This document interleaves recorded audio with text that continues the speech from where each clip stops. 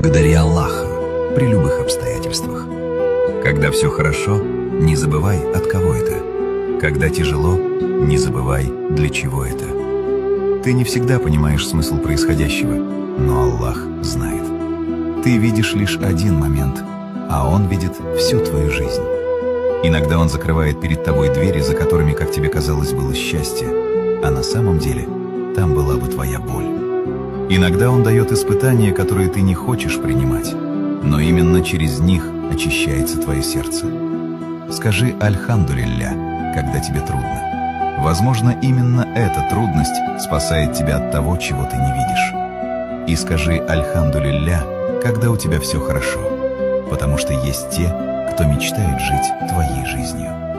Не забывай Аллаха, когда у тебя все есть, чтобы однажды Он не напомнил тебе о себе через потерю.